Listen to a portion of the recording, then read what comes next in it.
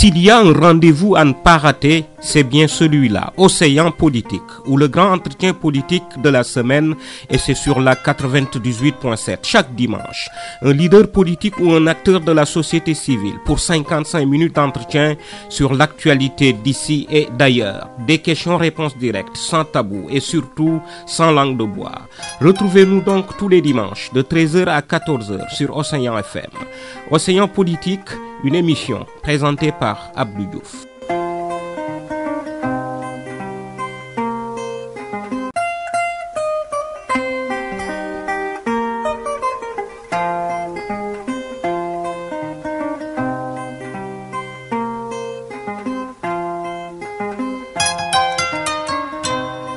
Mesdames, Messieurs, bonjour. C'est un plaisir, encore une fois de plus, de revenir sur cette antenne, plus précisément sur la 98.7, dans votre émission préférée, Océan Politique. Une émission qui traite les faits saillants de l'actualité politique au Sénégal. Nous saluons nos fidèles auditeurs qui nous suivent de partout. Aujourd'hui, nous avons le plaisir de recevoir M. Amadou Dia. Bonjour, M. Dia. Oui, bonjour, M. Diouf, c'est un plaisir. Vous pouvez saluer nos chers auditeurs. Bonjour à tout le monde, bonjour chers auditeurs. C'est un réel plaisir de venir ici aujourd'hui, dans cette radio qui est quand même écoutée un peu partout au niveau national comme international, et espérant être fidèle aussi à cette radio à partir d'aujourd'hui. Merci beaucoup, M. Diouf. Merci, M. Dia. Soyez la bienvenue. Alors, une brève présentation à l'invité s'impose à nous. Qui est Amadou Dia? Il est un travailleur social. Il est également chroniqueur et analyste politique. Vous ajoutez quelque chose sur cette présentation-là? Je pense que vous avez dit l'essentiel. Donc, je m'appelle Adama Dia. Je suis travailleur social à la base, ayant passé par l'Université Gaston Berger de Saint-Louis comme étudiant en sociologie. Je suis sorti de l'École nationale des travailleurs sociaux spécialisés comme travailleur social. Et depuis 2020, je suis intéressé par des questions politiques, par des questions de géopolitique. Donc la chance d'être invité souvent sur les plateaux de télévision pour discuter des questions. Et en plus de cela, j'ai aussi une page où je fais des chroniques politiques sur l'actualité politique nationale comme internationale. Ça, c'est important. Alors, en tant que travailleur social, personne n'est mieux placé pour analyser, décortiquer et même interpréter la vie de la société, n'est-ce pas, Amadou? Absolument, parce que, comme je vous le disais tantôt, nous sommes des travailleurs sociaux et il est important de présenter un peu brièvement l'École nationale des travailleurs sociaux spécialisés, qui est quand même une école qui date des années 90, si je ne m'abuse. En tout cas, je retiens deux décrets, le décret de 94 et le décret de 2004. Donc l'École nationale des travailleurs sociaux s'appelait NAS. Aujourd'hui, ça s'appelle l'École nationale des travailleurs sociaux spécialisés. D'ailleurs, même le concours est ouvert à tous les Sénégalais et même aux Africains désirant faire une formation ou bien avoir une spécialisation en travail social. Et donc, comme vous le dites, moi je suis sorti de cette école-là. Et que si les gens ont la chance de faire cette formation, ils se rendraient compte que nous sommes des agents de changement. Donc aujourd'hui, nous promouvons le développement social, la cohésion sociale, et cela me permet d'ailleurs d'apporter une petite définition de ce qu'est le travail social. J'allais vous demander ça. C'est quoi un travailleur social exactement? Déjà, le travail social, c'est une discipline. C'est une discipline et une pratique professionnelle qui promeut un peu le changement, le développement social et la cohésion sociale. Mais aussi le travail social s'occupe de tout ce qui est développement du pouvoir d'agir des personnes et des collectivités. Donc brièvement, le travailleur social, c'est quelqu'un qui est au cœur de la politique sociale de son pays et des programmes qui promouvent le changement et le développement. Ok. Est-ce que les Sénégalais ressentent l'assistance des travailleurs sociaux à leur côté?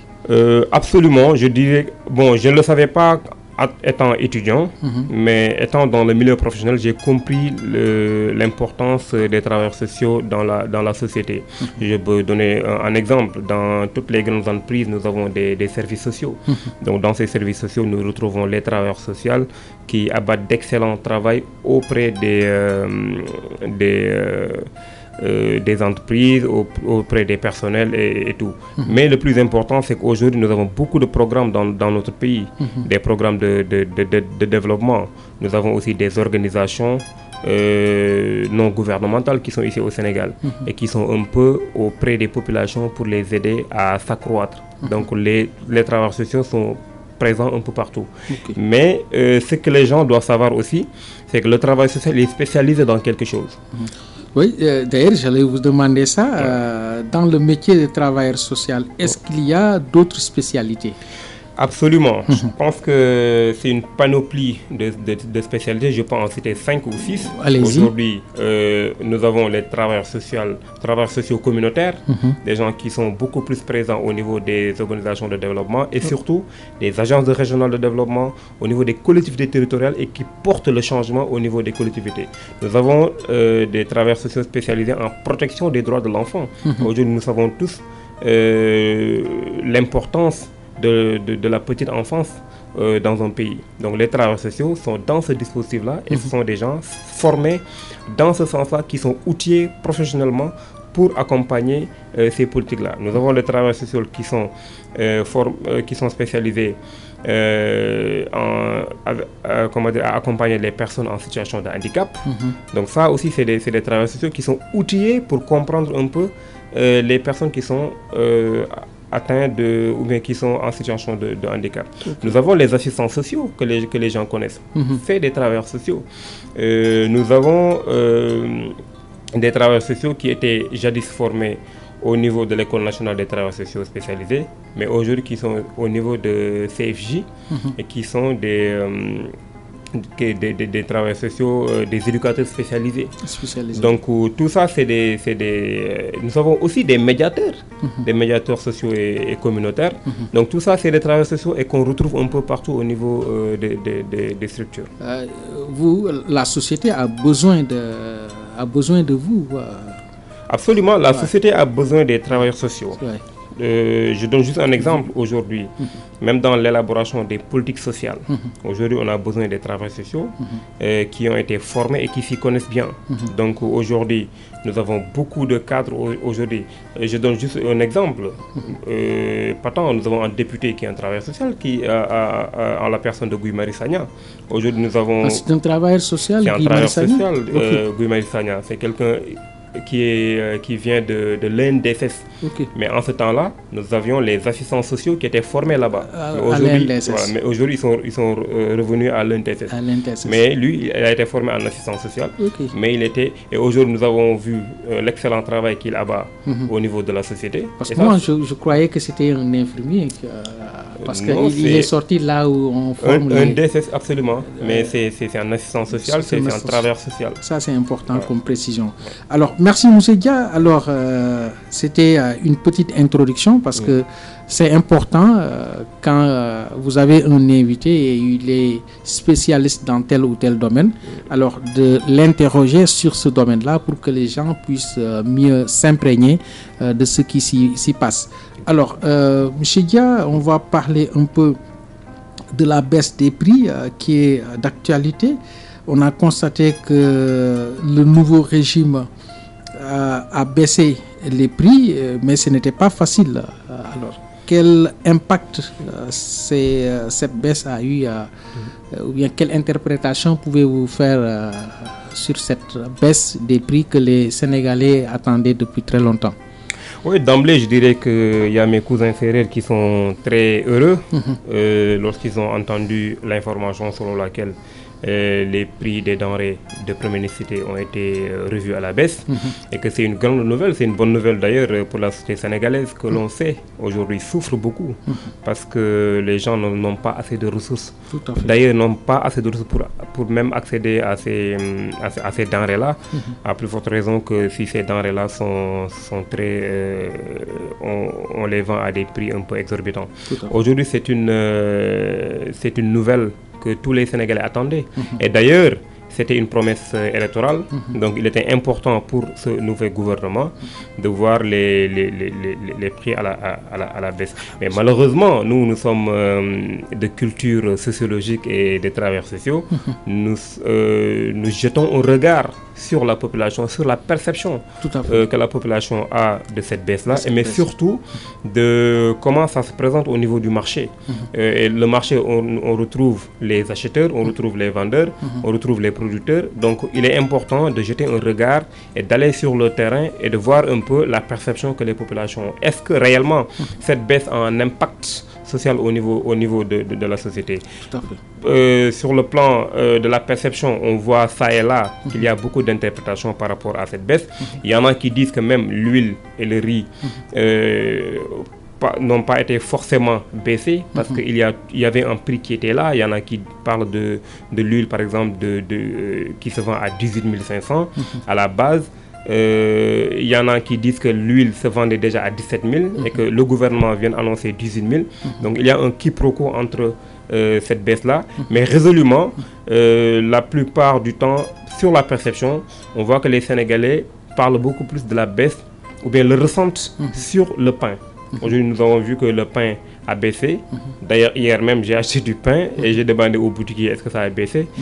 Il me dit que oui, nous sommes obligés de baisser. Là, on le ressent directement.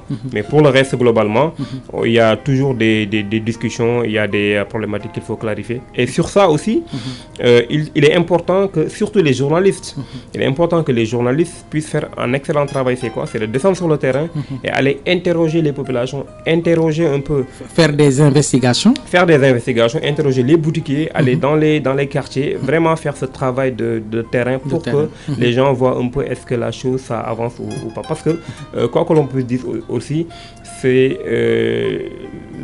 abréger la souffrance des populations qui est essentielle ici. Mais la baisse est trop légère, d'après certaines informations que nous avons. Et que les populations attendaient une baisse beaucoup plus... qui leur permettent de souffler un peu. Absolument, monsieur Diouf. Moi, je pense que il y a deux versants. C'est-à-dire que moi, j'ai une opinion objective et subjective. Objectif, c'est quoi? C'est bien de baisser. Parce que ne serait-ce que 50 francs ou bien 5 francs, c'est toujours bien de baisser. L'acte est salutaire. L'acte est salutaire. C'est des intentions, l'acte est salutaire. Et c'est bis repetita. Nous avons vu sous l'ère le magistère de M. Macky Sall, dès son entrée en fonction, il a revu les prix à la baisse. Et au fur et à mesure qu'il avançait dans ses deux mandats d'ailleurs, à chaque fois on voyait qu'il y avait des baisses. Et qu'aujourd'hui, résolument, on peut dire que c'est des baisses légères. Mais moi, j'ai un autre angle d'analyse par rapport à cette baisse-là. En fait, moi, je ne suis pas trop un adepte de la baisse. Parce qu'aujourd'hui, nous sommes dans un concert mondial. Nous sommes dans la mondialisation. Et pour la plupart dans notre pays ici, on ne produit pas ce que l'on mange. Donc aujourd'hui, il est important de savoir que on ne peut pas aller acheter, importer des denrées et vouloir coûte que cela se voit à la baisse. Maintenant, qu'est-ce que l'État va faire pour baisser? Effectivement, il faut que l'État soit subventionne. Ça, c'est de un. Dans tous les cas, l'État perd de ce côté-là. Ou bien que l'État mette en place des politiques qui font que nous cultivons ce que nous mangeons et que nous mangeons ce que nous cultivons. Sinon, l'État va essayer de lever les taxes sur les importations. Donc, en tout état de cause, l'acte est salutaire, mais malheureusement, c'est bien dit que le prix qui a été baissé est un peu léger quand même, mais c'est salutaire, comme je le dis. À la base, nous sommes sur les principes. Maintenant, nous sommes au Sénégal, nous savons que le Sénégalais n'a pas de pouvoir d'achat, donc que ça baisse ou pas, le Sénégalais à un moment donné ne le sent pas. Mais le plus important, moi, personnellement, dans mon angle d'analyse, moi, je ne suis pas un adepte de la baisse. Moi, je suis plus sur le pouvoir d'achat. Il faut que les Sénégalais puissent avoir un pouvoir d'achat un peu élevé pour faire face à n'importe quelle situation. Ok, mais M. Dia, ce qu'on avait l'habitude de voir sous les régimes précédents de Macky Sall et d'Abdoulaye Wade, ils ont tous passé par là. Ils ont baissé les prix, mais à la longue, on voit souvent que voilà, les prix reviennent à leur place normale, ou bien même des prix beaucoup plus élevés que ceux qu'on avait baissés. Alors, est-ce que vous croyez que cette fois-ci, ça va continuer dans le temps et dans l'espace? Non, je ne pense pas. Il n'y a aucun État qui peut, même aux États-Unis ou bien en France, ils ne peuvent pas soutenir un assistanat continu. On ne peut pas être dans un pays où, au lieu de développer le pays-là, qu'on soit dans de l'assistanat continu. Donc on va revenir au point de départ. Mais bien évidemment, à un moment donné, l'État ne pourra plus continuer à subventionner. Donc c'est soit peut-être avec le nouveau gouvernement, peut-être là on va en arriver avec le projet, le fameux projet, le programme et tout ça. Peut-être eux ils auront des mécanismes dans 5 ans. Ils mettront en place des politiques qui feront que les Sénégalais seront beaucoup plus outillés, les Sénégalais seront un peu riches, le poche du Sénégalais va connaître, comment dirais-je, une évolution qui fera que malgré le prix, le Sénégalais fera face. C'est-à-dire que le plus important pour moi, c'est que le Sénégalais puisse faire face à ces situations-là. Parce que tout simplement, comme je le dis tantôt, nous sommes dans une mondialisation et que le développement a un prix. Le changement, l'évolution a un prix. C'est-à-dire qu'on ne peut pas toujours vouloir un changement, vouloir avoir de belles routes, vouloir avoir que les Sénégalais ou bien que les jeunes restent dans ce pays-là, que les Sénégalais soient épanouis dans ce pays-là, qu'il y ait une prospérité partagée. Et qu'on continue à être dans cet assistanat-là, c'est pas possible. Comment dirais-je, l'État ne peut pas être dans des subventions à coût de milliards, pour satisfaire cela. Encore que, comme vous l'avez dit, c'est des promesses électorales. À chaque fois, c'est comme ça. Et malheureusement, déjà, l'État, on lui a forcé la main aujourd'hui à baisser. Parce qu'à un moment donné, ils avaient dit que il suffisait d'être élu pour 2 mois ou bien pour quelques jours pour baisser. Et qu'aujourd'hui, on a vu qu'il a fallu que tout le monde parle pour que la baisse soit là. Donc, je peux dire que ce soit l'État, que ce soit le gouvernement de Macky Sall, que ce soit le gouvernement de Bassirou Diomaye Faye, que ce soit le gouvernement d'Abdoulaye Wade, il y a toujours une dose de populisme qui fait que tu es obligé de respecter certaines promesses qui... tout le monde sait que ça aboutira finalement à rien du tout. D'ailleurs, on a vu que le nouveau régime a installé même des comités de surveillance pour pérenniser cette baisse-là.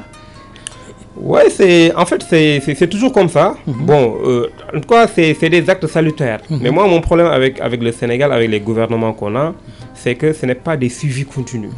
Mais il y a des commerçants qui sont réticents. D'ailleurs, les meuniers en premier lieu et les détaillants également, ils sont très réticents. Mais finalement, ils ont accepté. Oui, parce que comme je le dis, c'est toujours comme ça. Moi, je pense que nous sommes tous des Sénégalais, en fait. Parce que la baisse est brusque et eux, ils ont dépensé leur argent. Alors, sinon, si la baisse est brusque, alors là, ils peuvent vendre à perte. Alors, c'est pourquoi ils étaient réticents au départ. Mais je pense que l'État les a mis une subvention pour pouvoir stabiliser. Oui, en fait, c'est ce que l'État peut faire. Je me rappelle le Premier ministre Sonko, avant de gagner les élections, il disait souvent qu'il fallait baisser et que l'État n'avait pas la volonté de baisser et que la vie est chère. Et qu'une fois au pouvoir, en 1 mois, en 2 mois, ils allaient baisser. Maintenant, au pouvoir, la réalité du pouvoir fait que le discours, il change, il évolue. Et c'est selon le contexte, selon les circonstances. Et il est revenu pour dire que, certes, on doit diminuer, mais qui a augmenté? La question n'est pas là. La question n'est pas que qui a augmenté ou qui n'a pas augmenté. La question, c'est de comment faire pour diminuer. Et il est revenu sur comment diminuer. Il fallait voir avec les commerçants, il fallait discuter, il fallait. Et ça, tout le monde le sait depuis longtemps. L'État ne peut pas diminuer ce qu'il n'a pas. Aujourd'hui, toi, tu ne peux pas cultiver ton riz. Et c'est l'État qui va venir pour te dire que voilà comment tu vas le vendre, voilà le prix. Ou bien tu ne vas pas prendre du riz en Thaïlande et tout. Et tu payes tes taxes, tu payes tout, tu amènes ça au Sénégal. Et que c'est l'État qui va dire c'est comme ça que tu dois faire ou pas comme ça. L'État est chargé de réguler. Mais pour que l'État régule aussi, il faut un dialogue sincère et ouvert à la longue. Ce n'est pas parce que la population est en train de mettre la pression qu'il faut mettre les charrues avant les bœufs. Je pense qu'il faut discuter, voir les modalités, voir avec les acteurs du commerce qui sont aussi des Sénégalais, qui ont des familles, qui ont des employés et qu'il faille discuter avec eux pour voir quels sont les mécanismes les plus adaptés pour baisser la chose. Ok. Nous rappelons à nos chers auditeurs que nous recevons sur notre antenne M. Adama Dia, qui est analyste politique, qui est également travailleur social. M. Amadou, alors, M. Adama, on va changer un peu de cap. Alors, 3 mois après sa nomination en tant que Premier ministre, alors Ousmane Sonko n'a pas encore fait sa déclaration de politique générale devant les députés de l'Assemblée nationale. Pour certains, M. Sonko n'a pas l'obligation de le faire. Alors pour d'autres, le leader de PASTEF redoute une motion de censure destituant son gouvernement. Quelle analyse faites-vous sur cette affaire-là? Je pense que c'est une actualité. Je viens tout juste d'écrire un petit article là-dessus. Peut-être que je ne pourrai pas lire. Mais je crois que Sonko vient tout juste de répondre à Guy Marius Sagna qui l'avait interpellé.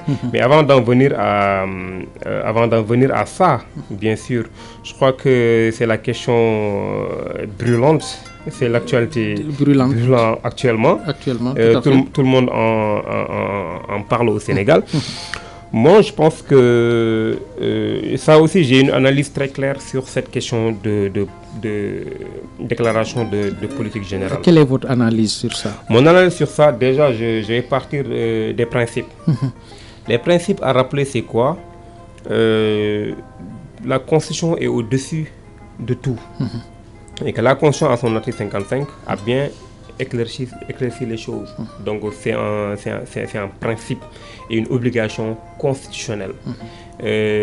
Après la nomination du Premier ministre, il doit faire sa déclaration de politique générale. Quel que soit Alpha, il doit faire sa déclaration de politique générale. Et il faut aussi clarifier une chose. Il doit faire cette déclaration-là devant l'Assemblée nationale. Devant les députés. Devant les députés. Aujourd'hui, il y a les députés de Yewwi Askan Wi qui sont sortis pour dire que plus précisément, Ayib Daffé, plus précisément, qui avait dit autre chose, et peut-être on va y revenir, qui a clairement dit que le Premier ministre ne peut pas, dans ces conditions d'illégalité du règlement intérieur, parce que tout simplement la disposition qui permettait sur un intervalle au Premier ministre de faire sa déclaration de politique générale, c'est une disposition qui a été abrogée. Certes, là, on est tous d'accord sur cette question, sur ce principe, bien sûr. Mais cela n'enlève à rien le fait que le Premier ministre doit faire sa déclaration de politique générale. Et comme vous l'avez si bien dit, s'il ne donne aucune explication, les gens, l'interprétation est libre. Et aujourd'hui, il y a ceux qui disent qu'ils doutent un peu que s'il fait sa déclaration de politique générale, il y aura une motion de censure. Bien évidemment, c'est bien possible.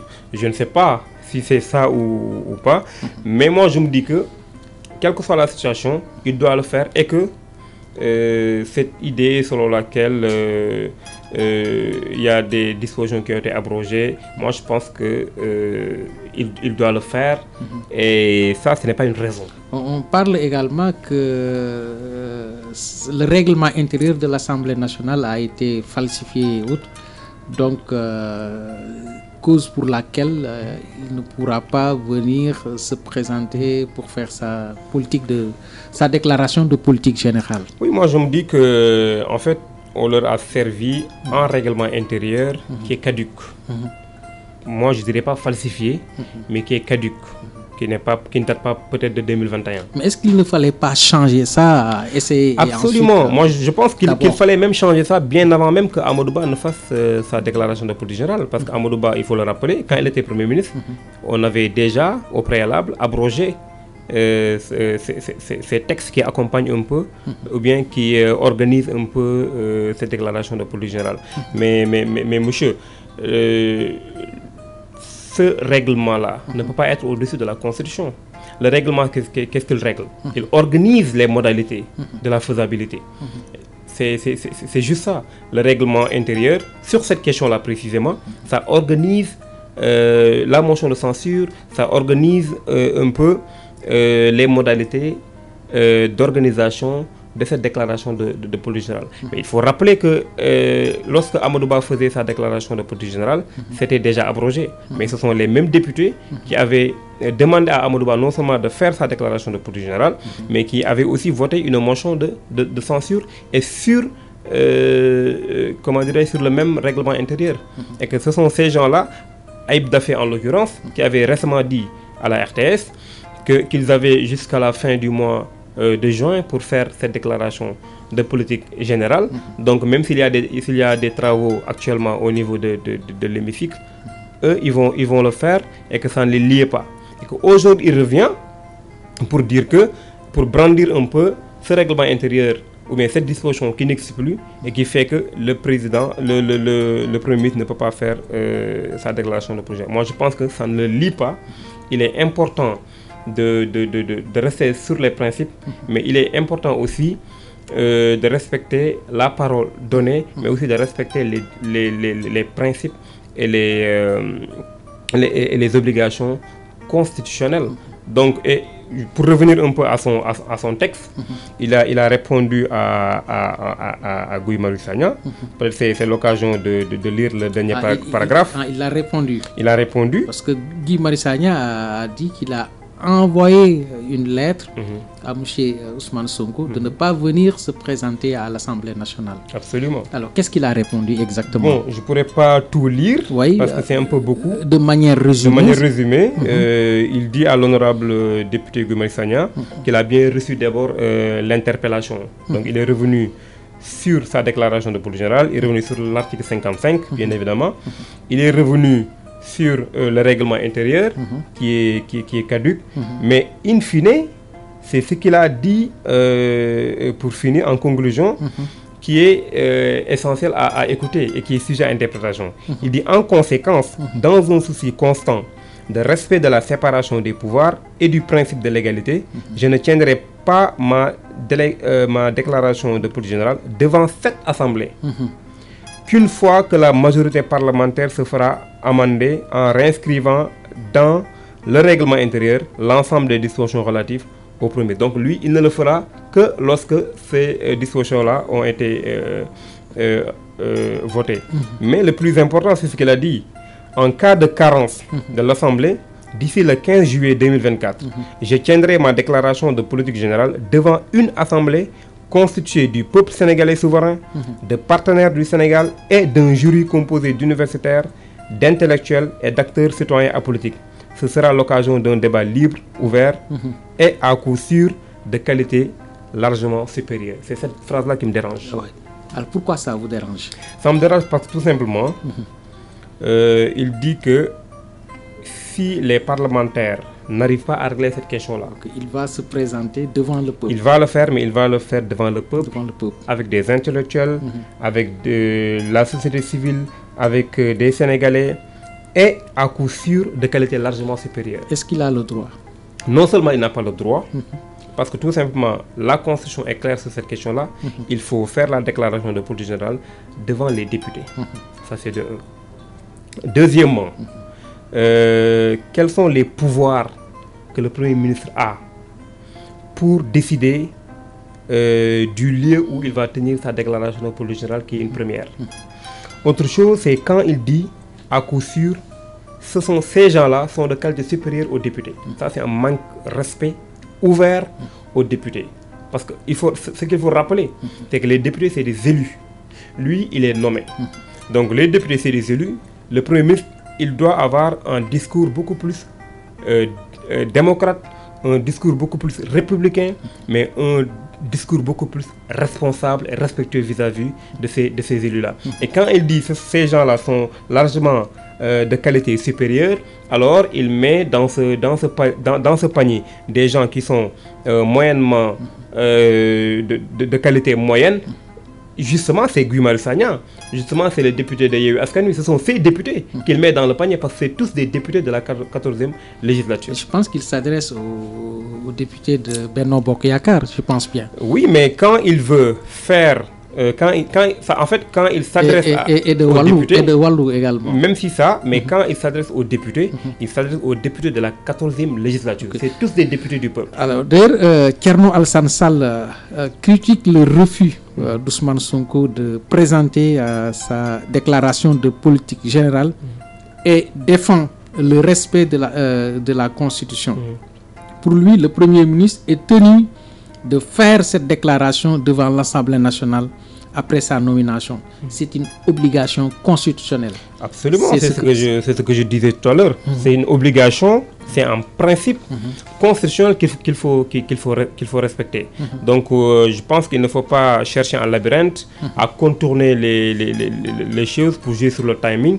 Et si aujourd'hui le Premier ministre a le temps d'aller au Grand Théâtre pour parler un peu de l'apport de la jeunesse sur le fameux projet, donc il doit avoir aussi ce temps-là, l'obligation, étant donné que d'ailleurs il a dit que sa déclaration de politique générale est finie, il a fini de travailler là-dessus, c'est disponible et tout. Donc je pense qu'aujourd'hui, c'est pas la peine de chercher à faire comme Benno Bokk Yakaar. Donc ce serait bis repetita, c'est le même système qui est toujours là, c'est ce qu'on n'acceptait pas pour Benno Bokk Yakaar, c'est cela qu'on répète aujourd'hui. Donc aujourd'hui on ne parlerait pas de changement de système, c'est ce que j'ai l'habitude de dire au Sénégal. Au lendemain, vous les journalistes, vous avez l'habitude de dire les hommes passent et les institutions demeurent. Et malheureusement, moi dans ma théorie, ce que j'ai toujours dit, c'est qu'au Sénégal, les hommes ne passent pas et les institutions ne demeurent pas. Parce que tout simplement, ce sont les mêmes hommes qui reviennent, qui entretiennent le même système qui est là, et que les institutions ne demeurent pas. Parce que tout simplement, chaque homme qui revient au pouvoir avec le même système, il change les textes, il change la constitution, il change la façon de faire. Donc les hommes ne passent pas, les institutions ne demeurent pas.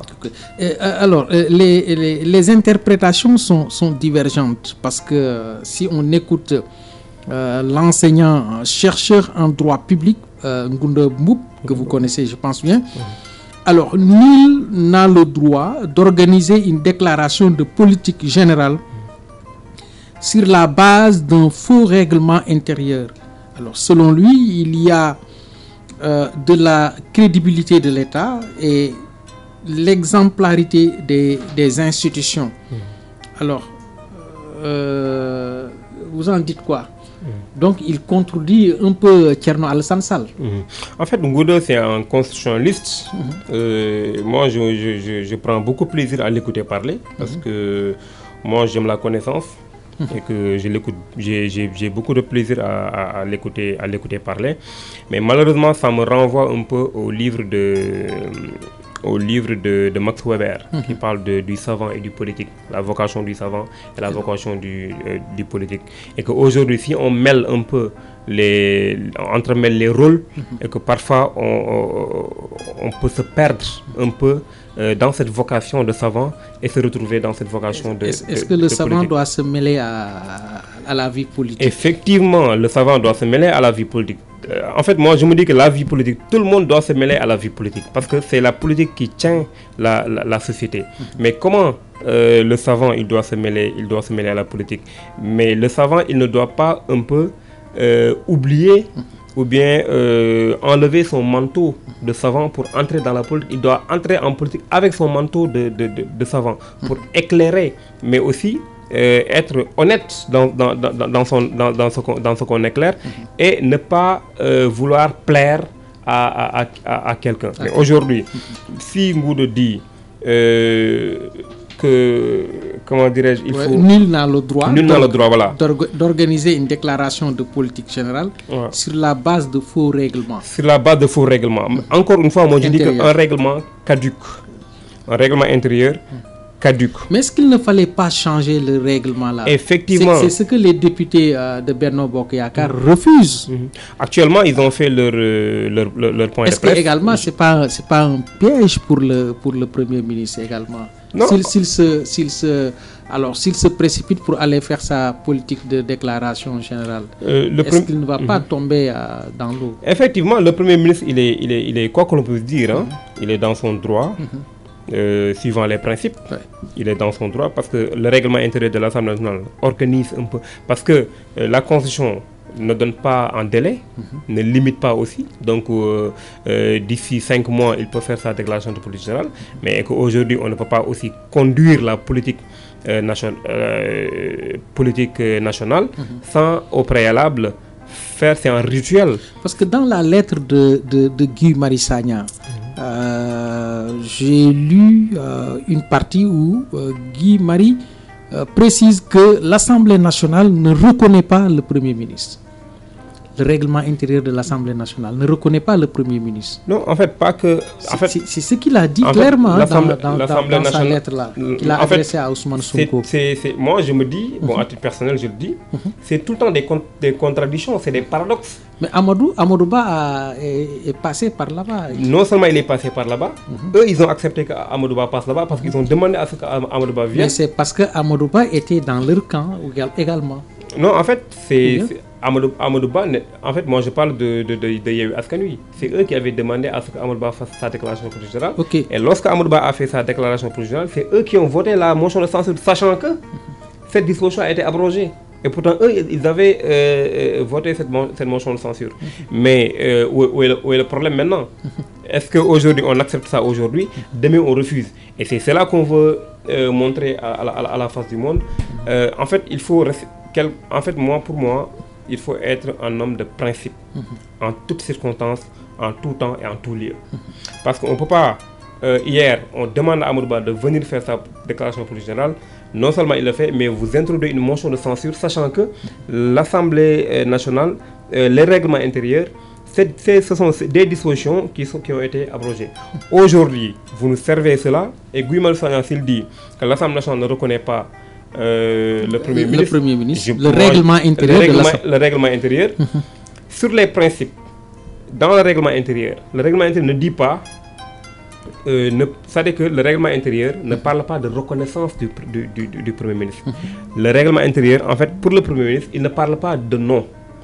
Il est sur les principes. Il dit le Premier ministre. Il ne dit pas Sonko, il ne dit pas Amadou Ba, il ne dit pas Moussa Diouf. Il dit le Premier ministre. Actuellement, ils n'ont personne. Ils n'ont personne. Le Premier ministre, il existe déjà parce que c'est la Constitution, c'est des dispositions constitutionnelles. Le Premier ministre, il existe. Maintenant, le règlement intérieur, il organise les modalités de passage du Premier ministre à l'hémicycle, n'est-ce pas? Pour faire sa déclaration de politique générale. Donc s'il dit que l'Assemblée nationale ou bien le règlement intérieur ne reconnaît pas le Premier ministre, il était important pour lui aussi de clarifier comment dirais-je, cette position-là. Ok. Alors, sans transition, on parlait de Amadou Ba tout à l'heure. Le cas Amadou Ba, selon, j'ai lu quelque part, selon la déclaration de Abdou Latif Coulibaly, Alors, il dit que l'ancien président Macky Sall a clairement soutenu Ousmane Sonko et son candidat. Alors, il parle surtout d'humiliation en considérant même l'écart enregistré entre le candidat de Benno et celui de l'opposition. Le candidat de Benno, c'était Amadou Ba. Alors, c'est ce qu'a dit Abdou Latif Coulibaly. Ça veut dire qu'eux, jusqu'à présent, ils ne consomment pas leur défaite. Oui, ils ne consomment pas leur défaite, mais... Et ils prennent ça comme... ça dit que c'est Macky Sall qui a tout orchestré clairement, en faveur de l'opposition. Clairement, ça, même en débutant en politique, c'est qu'aujourd'hui, tu vas même au niveau des marchés, des gens qui ne sont pas forcément avertis, ils savent que Macky Sall, il a joué un grand rôle, il a précipité la défaite de Benno Bokk Yakaar, et il a aussi joué un grand rôle dans la victoire de Bassirou Diomaye Faye et de Pastef dans son ensemble. Mais pour revenir à ce que Abdou Latif Coulibaly disait, aujourd'hui, s'ils perdent les élections, ils ne peuvent en vouloir qu'à eux-mêmes. Qu'à eux-mêmes d'ailleurs. Parce que tout simplement, ils n'ont pas voulu... ils ont travaillé en rang dispersé, ils n'ont pas voulu suivre la mouvance ou bien ce que Macky Sall avait défini comme stratégie, et qu'aujourd'hui ils savaient très bien qu'ils allaient vers leur perte. Mais moi, depuis le début, avec Amadou Ba, moi j'avais une théorie. La théorie c'est quoi? J'ai toujours dit que Amadou Ba, dans tous les cas, il ne perd rien. Dans tous les cas, il ne perd rien. S'il gagne, il ne perd pas.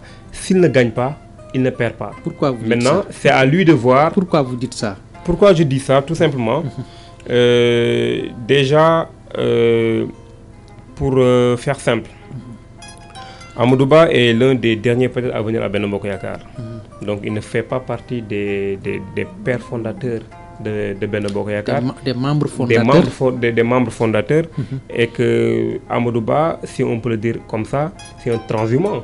C'est quelqu'un qui était à la génération du concret, quelqu'un qui était au PDS et qui est venu. Mais tout le monde sait que Amadou Ba, c'est un haut cadre de l'administration. C'est quelqu'un qui a des compétences avérées. Et qu'il l'a démontré en étant ministre des Finances, ministre de l'économie et des Finances, et sur le plan national comme international. Et il dirigeait... les impôts et domaines, directeur impôts et domaines, ensuite directeur général des impôts et domaines, et qu'aujourd'hui, c'est une compétence avérée. Moi, je suis sûr pour les compétences. Aujourd'hui, Macky Sall a fait appel à lui et lui a confié des responsabilités. Mais malheureusement, nous savons dans toute organisation, ça se passe comme ça. Il y aura toujours des frustrés et des réfractaires. Donc, Amadou Ba, dans tout son passage au niveau des ministères et dans le gouvernement de Macky Sall, il a eu des détracteurs. Mais lui, sa force c'est quoi? C'est la force que Macky Sall a. Amadou Ba, il travaille plus qu'il ne parle. Il ne réagit pas à beaucoup de choses. Et même quand tu le vois au niveau des médias, dans la place publique, tu vois qu'il est toujours avec une déférence devant Macky Sall. Avec des salutations, avec déférence. Quand il parle de Macky Sall, tu sens qu'il a un grand respect vis-à-vis de Macky Sall. Donc, quoi que l'on puisse dire sur Amadou Ba, il a quand même été loyal envers Macky Sall. Tout ce qui s'est passé entre eux maintenant, je ne sais pas, c'est les spéculations de gauche à droite. Amadou Ba n'en a pas parlé, Macky Sall n'en a pas parlé. Mais sur la perception, et visiblement, nous savons tous qu'il y a eu des tensions entre eux, et que Macky Sall il a soutenu Amadou Ba, et il l'a dit clairement, c'est un soutien de raison, c'est pas un soutien de cœur. Donc dans le cœur de Macky Sall, Amadou Ba n'y est pas, dans le cœur de Amadou Ba, Macky Sall n'y est pas. Mais c'est des hommes d'État, c'est des grands hommes, et qu'aujourd'hui, de ce point de vue-là, Amadou Ba, dès l'instant, et Amadou Ba, il a préparé sa candidature depuis très longtemps, sans en parler, mais que dès l'instant qu'il a été choisi comme candidat, moi je me dis qu'Amadou Ba, il n'a rien perdu. Il gagne dans tous les cas. Pourquoi il gagne dans tous les cas? Ce n'est pas... déjà, il est venu à Benno Bokk Yakaar. Il est de l'APR. S'il perd, tout le monde sait que les gens se sont désolidarisés de Amadou Ba. Donc s'il perd, tout le monde dira que Amadou Ba n'a pas eu le soutien de Benno Bokk Yakaar. Donc là, il n'y a pas de honte, d'autant plus qu'il est sorti deuxième. L'autre versant... Et il a 37%, je pense. Il a eu 34%, quelque chose comme ça. Voilà. Maintenant, s'il perd, il n'a pas perdu, il gagne dans tous les cas, parce que les gens ne l'ont pas soutenu. S'il aurait gagné aussi, il y aura des gens aussi qui vont raser les murs. Et qu'aujourd'hui, moi, je me dis que Amadou Ba, dans tous les cas, il n'aura pas perdu. Et qu'aujourd'hui, ça lui confère un peu deux choses, quoi. Il est le chef de l'opposition, s'il l'assume bien sûr. Maintenant, il va pouvoir peut-être être libre et lancer sa formation sans se cacher. Il est le chef de l'opposition, vous confirmez ça? De fait, il est le chef de l'opposition parce qu'il est clairement dit que le candidat qui est arrivé en deuxième est d'office chef de l'opposition, mais nous avons vu avec le cas de Ousmane Sonko et Idrissa Seck. Idrissa Seck, c'était le chef de l'opposition qui a rejoint la mouvance présidentielle, mais tout le monde voyait la déchéance de la politique de Idriss Seck. Tous les analystes avertis savaient qu'il allait vers une déchéance et que Ousmane Sonko avait quand même, quoi que l'on puisse dire, joué le rôle d'opposition. Et c'était le seul, en un moment donné, pendant 10 ans, pendant 5 ans après 2019, qui a pleinement joué ce rôle d'opposant. Et donc, à partir de ce moment, on pouvait dire naturellement que Ousmane Sonko était le chef de l'opposition. Ok, mais actuellement, la position de Benno Bokk Yakaar, ça dit que Benno Bokk Yakaar, Amadou Ba était le candidat de Benno Bokk Yakaar. Alors, il est parti à l'élection présidentielle, il est deuxième. Alors, il a un problème sérieux avec le président Macky Sall. Le président Macky Sall, jusqu'à présent, tient son parti, parce qu'il est le secrétaire général de ce parti-là. Alors, il est parti. Normalement, il devait remettre les clés à M. Amadou Ba, mais il ne l'a pas fait. Il a remis les clés de son parti présentement à Amadou Mame Diop, le président de l'Assemblée nationale. Alors, est-ce que là, Amadou Ba avait le droit de rester, ou bien il doit impérativement sortir de Benno Bokk Yakaar maintenant pour faire face à... pour être le leader de l'opposition et faire face au régime actuel. Absolument, moi je pense que c'est ce que Amadou Ba devait faire depuis fort longtemps, même s'il n'avait pas été choisi comme candidat. Amadou Ba, dans tous les cas, il devait être candidat. C'est-à-dire qu'il le devait à lui-même, il le devait à son parcours, donc il devait être, son profil lui donnait largement la possibilité d'être candidat.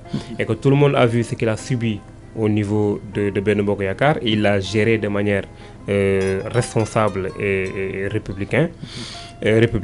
Parce qu'on a même vu étant Premier ministre, chef de gouvernement, des ministres l'attaquer directement. Ouais. À partir de ce moment-là, eux, ils savaient ce qui s'est passé à l'intérieur.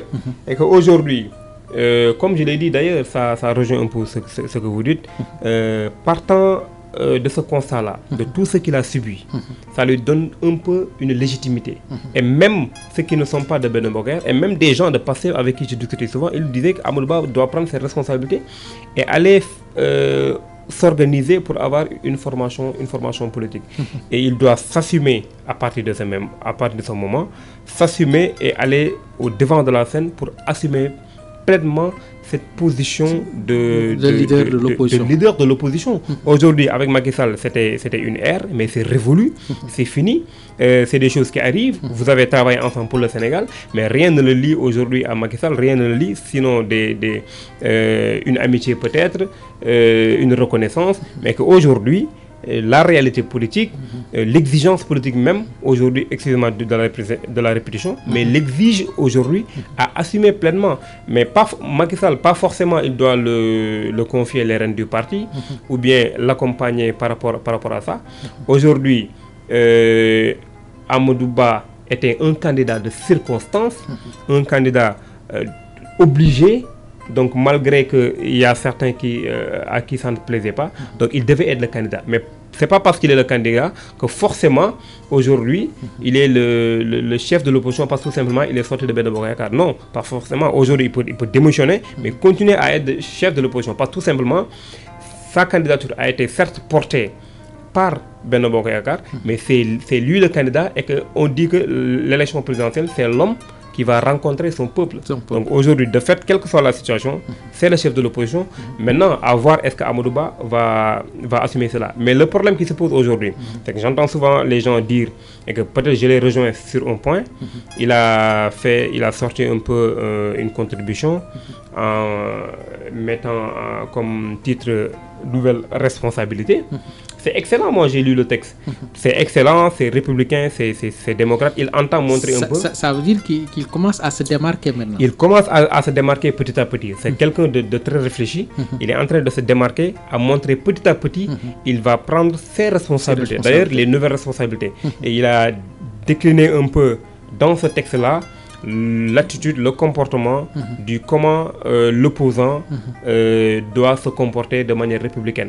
Et que moi, je ne serais pas étonné dans les jours à venir qu'il sorte... De le voir sortir carrément voilà, de son hibernation pour montrer un peu résolument, parce que tu peux t'opposer de manière républicaine, mais aussi il faut s'opposer, parce que il y a, surtout avec les autres opposants.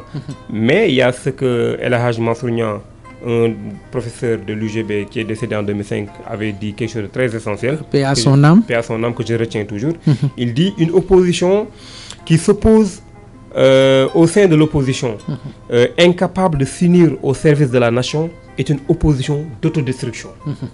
Et ça, c'est essentiel. Donc, quand on a une opposition républicaine qui est là et qui s'oppose au sein de l'opposition, mais qui sont incapables de se réunir pour tout simplement ne pas s'opposer pour faire du populisme, comme on en a connu récemment, mais une opposition républicaine qui s'oppose avec responsabilité pour que les choses puissent aller de l'avant. Parce que tout simplement, je le disais à un ami, je lui dis tout simplement, quand on parle de Sonko, vous montez sur vos grands chevaux. Mais c'est une chance que les gens parlent de Sonko. Vous savez pourquoi? Parce que tout simplement, de la même manière que le président Macky Sall, c'est le président de tous les Sénégalais, aujourd'hui, Sonko, il occupe cette position de leader de l'opposition. Donc c'est un potentiel président. Donc un potentiel président, il faut que chaque Sénégalais puisse avoir un droit de regard sur lui. Donc c'est l'opposant de tous les Sénégalais aussi. Donc il faut savoir que la Constitution nous donne cette possibilité-là. La démocratie aussi, avec son charme, nous donne cette possibilité-là d'avoir un droit de regard sur nos hommes politiques. Ok, les gens pensent que si Macky Sall tient son parti jusqu'à présent, alors ils pensent que il a l'idée de revenir un jour, parce que son principal problème c'était de cumuler 3 mandats successifs, mais il a la possibilité de revenir et de se présenter. Qu'en dites-vous? Effectivement. Je pense que... c'est une possibilité. C'est une possibilité, mais pour revenir à Macky Sall, en 2020, Moussa m'avait posé une question sur sa candidature. Je lui avais dit que d'après les analyses que j'ai faites... Moussa Niang, oui. C'est le rédacteur en chef. Voilà, il m'avait posé une question sur... que nous saluons au passage. Que je salue au passage aussi. Est-ce que Macky Sall va être candidat? Moi, je lui dis que connaissant Macky Sall avec comment il déroule, moi, je lui avais clairement dit que Macky Sall ne serait pas candidat.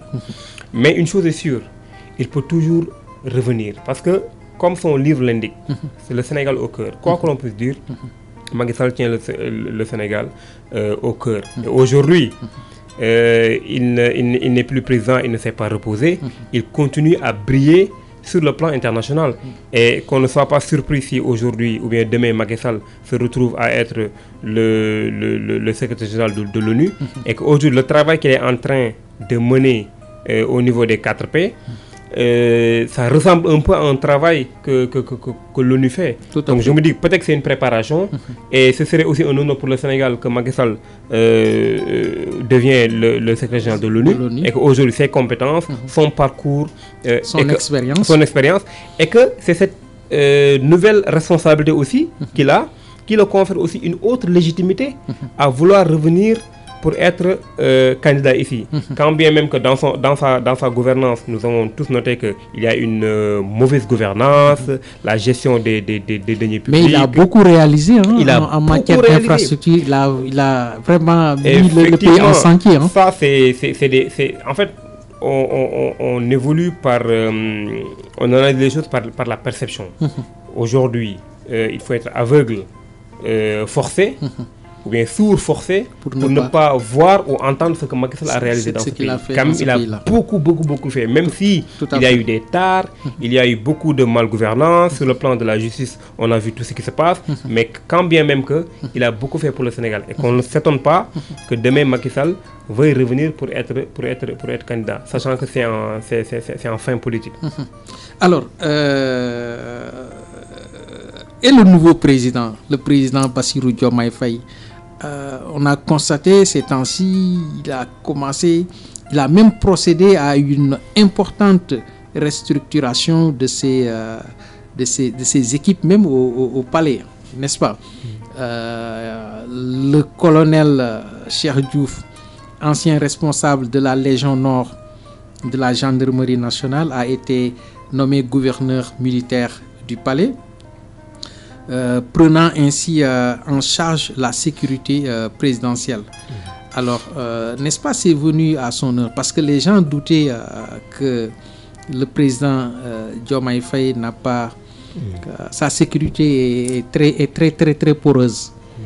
C'est ce que disaient les gens. Et on a vu qu'il a commencé à réformer. Parce qu'un président, un nouveau président, surtout un président qui veut révolutionner, alors doit mettre une forte sécurité. Effectivement, moi, déjà parlant du président Bassirou Diomaye Faye, moi j'ai eu la chance de plus l'écouter que Ousmane Sonko durant tout ce temps-là qui se sont opposés. Donc il y en a même des gens qui ne savent pas que Bassirou Diomaye était beaucoup plus présent au niveau des médias classiques que Ousmane Sonko, que ce soit national comme international. Donc moi, je l'ai toujours apprécié à titre personnel, parce qu'il a toujours eu un discours posé, clair, concis. Je l'ai toujours suivi, donc jusqu'à aujourd'hui. Mais ce qu'il faut noter, mais ce n'est pas étonnant de voir ces gens-là ceinturer un peu ou bien être autour de Bassirou Diomaye Faye, parce que tout simplement, je disais tantôt que les hommes ne passent pas, les institutions ne demeurent pas, mais quand bien même que les hommes ne passent pas, mais c'est la première fois qu'on voit au niveau de l'attelage, que ce soit le président de la République, que ce soit le Premier ministre, c'est la première fois qu'on voit des hommes quand même qui ne viennent pas forcément du système politique caduc depuis 1960 qui était là et qui dirigeait. À chaque fois, le président qu'on avait, c'était un président qui avait déjà fait les pouvoirs passés, qui était dans les gouvernements, qui était en fait dans l'entourage gouvernemental et qui finalement devient président. Maintenant, l'espoir est permis, c'est la première fois aujourd'hui qu'on voit des gouvernants qui viennent même pas qui n'ont jamais occupé un poste étatique. Et c'est naturellement maintenant, s'il devient président, c'est bien de se sécuriser d'abord. Il faut d'abord se sécuriser. Aujourd'hui au palais, nous avons vu que les gens qui avaient l'habitude de transcender les gouvernements de 1960 à aujourd'hui, des gens qui étaient là, des gens qui étaient toujours au palais, aujourd'hui on ne les voit plus. Aujourd'hui on a maintenu que Omar, le chef de comment dirais-je, chef du protocole qu'on a maintenu, mais à part ça on ne voit que de nouvelles têtes. Mais c'est très normal. Le président Bassirou Diomaye Faye, il doit au préalable se sécuriser et sécuriser son travail. Et pour le faire, il faut avoir de nouvelles têtes, avoir des gens sur qui on peut compter, d'autant plus que on est nouveau, on ne connaît pas encore les rouages de l'État et de ce que l'État a fait, et que des risques encourus. Donc il est important, ça c'est légitime, il est important d'être entouré avec des gens qu'on connaît. Aujourd'hui, les Macky Sall peut-être ne pouvaient pas faire ça parce que tout simplement ils connaissaient ce qui était là. Mais les Bassirou Diomaye Faye, certes, ces gens-là, c'est des républicains, c'est des gens qui ont tenu l'État jusqu'à aujourd'hui, mais c'est de bonne guerre. Il faut avoir des gens en qui on peut faire confiance autour de soi. Et, il nous reste que 2 minutes. Alors, un président, le nouveau président Bassirou Diomaye Diakhar Faye, qui est en train de faire des des tournées à l'extérieur. Il a commencé par les pays voisins, limitrophes, et ensuite on le voit partir en France. Alors, quelle interprétation faites-vous? Parce qu'il est en train de marquer des pas vers au niveau continental et au niveau international. Oui, mais quoi de plus normal? Et qu'aujourd'hui, nous avons tous constaté que Bassirou Diomaye Faye est en train de gérer l'international et que Ousmane Sonko est en train de gérer le national. Mais bien, quoi de plus naturel et normal, étant donné que aussi c'est un novice, comme je viens de le dire, et qu'aujourd'hui, il est important aussi de marquer le pas. De marquer le pas parce qu'on ne peut pas se développer seul. Nous sommes dans des relations latérales, bilatérales, multilatérales, des accords. Des accords et tout ça. Donc il était important, et d'autant plus qu'ils ont annoncé depuis leur candidature qu'il fallait revoir des contrats, qu'il fallait revoir beaucoup de choses. Mais ces contrats-là, pour les revoir, il est important de visiter ces pays-là, parce que c'est des gens qui ont quitté pour venir ici, pour avoir ici des contrats et tout ça. Donc il était important d'abord de jouer ce rôle de diplomatique. Tout à fait. Et quoi de plus normal d'aller visiter la Mauritanie, nos voisins, d'aller visiter, parce qu'on a quelque chose en commun, c'est le gaz, c'est le pétrole. Quoi de plus normal d'aller visiter ses homologues africains, et qu'aujourd'hui nous parlons de panafricanisme, nous parlons de l'Union africaine, de la CEDEAO. De la CEDEAO, surtout avec la CEDEAO qui a eu vraiment de sérieux problèmes. Maintenant, la CEDEAO est dispersée. Certains pays même sont sortis de la CEDEAO pour créer une autre entité que l'on appelle l'AES. Je pense qu'on reviendra sur ça la prochaine fois, parce que tout ce qu'on avait prévu, vraiment le débat était très intéressant. Alors, l'émission touche à sa fin. Votre dernier mot, monsieur Adama Dia? Déjà, c'est vous remercier d'abord de l'invitation, de remercier aussi Moussa Niang par le truchement de qui peut-être... Qui nous a mis en rapport. Voilà, qui nous a mis en rapport. Tout à fait. Que vous m'avez contacté. C'est toujours un plaisir de venir ici. Et de dire que déjà, je l'ai même mis sur mon statut ce matin, que je souhaite pleine réussite au président Bassirou Diomaye Faye dans cette mission qu'il a. Il est jeune, donc et je sais qu'il a envie de faire, parce qu'il a envie aussi de marquer l'histoire.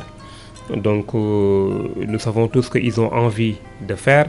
Le plus important, c'est d'aller très rapidement vers l'essentiel et de parler peu et d'agir plus, parce que les gens attendent les résultats. Les résultats vont parler par eux-mêmes. Après, d'ici 2 ans, 3 ans, les gens vont apprécier, vont voir est-ce que le travail entamé est un bon travail. Pour le moment, il y a des actes forts qui sont posés, ça et là. Donc on attend ce fameux projet, on attend ce programme pour qu'enfin, comme le PSE, qu'on ait quand même un document de référence fin prêt, pour qu'on sache quand même où est-ce qu'on va et comment on va y aller. Vraiment que le Premier ministre puisse faire sa déclaration de politique générale pour que les choses soient claires dans la tête des Sénégalais. Où est-ce qu'on en est et où est-ce qu'on veut amener le pays. En tout cas, un grand merci. Le sujet n'est pas épuisé, parce que j'avais prévu même d'autres questions sur le pétrole, le gaz, les ressources et sur le général Kandé. Mais ce n'est que partie remise. Vraiment, nous sommes très contents de vous recevoir sur notre chaîne préférée, Océan FM, la 98.7. Merci à nos chers auditeurs. Merci également au directeur de la radio, M. Abdoulaye Diop, qui prend toutes les dispositions pour la réussite de cette importante émission, qui est une émission d'actualité, qui est une émission référence. Merci à nos chers auditeurs. Merci. À la prochaine fois pour un autre invité.